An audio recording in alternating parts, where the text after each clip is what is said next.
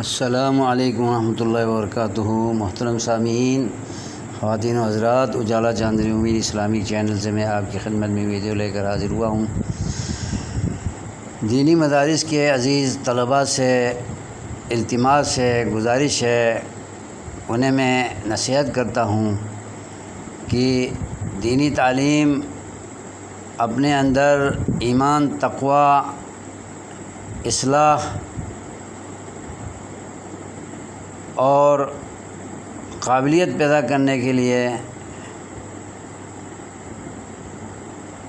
پڑھیں، نہ کہ سند کے حصول کے لیے دینی تعلیم حاصل کریں تاکہ آپ نوکری پر لگ جائیں، ملازمت پر لگ جائیں، کہیں لیکچرار لگ جائیں، کہیں پروفیسر لگ جائیں، یا سعودی عرب کی یونیورسٹیوں میں آپ کو داخلہ ملے۔ اس سے بندہ سست ہو جاتا ہے، غافل ہو جاتا ہے، پڑھائی کی طرف دھیان نہیں رہتا۔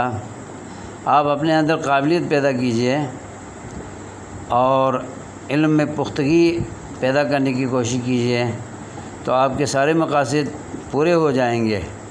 نیت اپنی دین کی تبلیغ کرنے، دین کو آگے پہنچانے کی رکھیں، اور دنیاوی مقاصد سے اپنی نیتوں کو، ارادوں کو، عزم کو آپ پاک صاف رکھیں تو عند اللہ اجر بھی ملے گا اور دنیاوی مقاصد میں بھی آپ کامیاب ہو جائیں گے۔ امید ہے ان نصیحتوں پہ آپ عمل پیرا ہو کر تعلیم حاصل کریں گے۔